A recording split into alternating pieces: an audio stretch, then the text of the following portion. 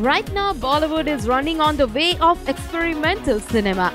એટલે reality base movies આજકાલ બોલિવૂડના લોકોને જ નહીં બટ ઇવનલી લોકોને પણ એટ્રેક્ટ કરી રહી છે. મુંબઈના one of the most talk subject dance bars પર બની છે ફિલ્મ મુંબઈ મિરર. પણ શું છે આ ફિલ્મની સ્ટોરી તે જણાવ્યું ડિરેક્ટર અંકુશ ભટ્ટે.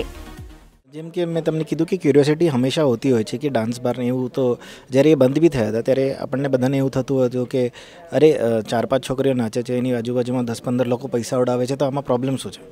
તો જ્યારે હોમ મિનિસ્ટરે આ બધું અનસોશિયલ કહીને બંધ કર્યું ત્યારે એની પાછળના કારણો કંઈક અમુક જ હતા.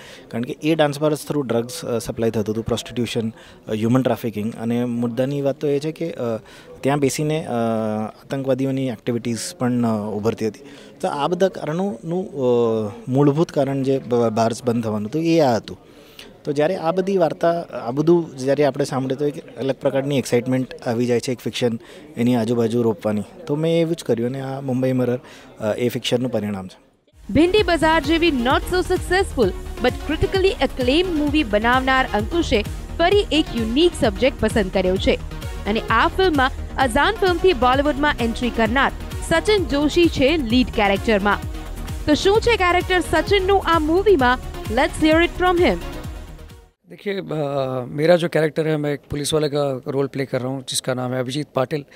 एक रियल लाइफ पुलिस वाले के कहानी से इंस्पायर्ड है और ये थोड़ा सा साइको भी है. थोड़ा इसका येड़ा पाटिल टैगलाइन भी है. साइको इसलिए क्योंकि इसकी कहानी है लाइफ में कि ये जब भी औरतों के खिलाफ कोई वायलेंस होता है तो एकदम से पागल किस्म का हो जाता है और अपना जस्टिस उसी वक्त कर देता है. तो ये उसका किरदार है. तो आ मूवीમાં પ્રકાશ રાજ, મહેશ માંજરેકર અને આદિત્ય પંચોલી જેવા સ્ટાર્સ પર છે સામેલ. તો સાઉથની જાણીતી એક્ટ્રેસ વિમલા રમને પણ આ જ ફિલ્મથી બોલિવૂડ ગજવવાની કરી લીધી છે તૈયારી. ત્યારે હવે તો જોવાનું રહ્યું કે મુંબઈ મિરરને લોકો લાઈક કરે છે કે પછી મિરર બતાવી દે છે. ધર્મિષ્ઠા પટેલ, સંદેશ ન્યૂઝ, અમદાવાદ.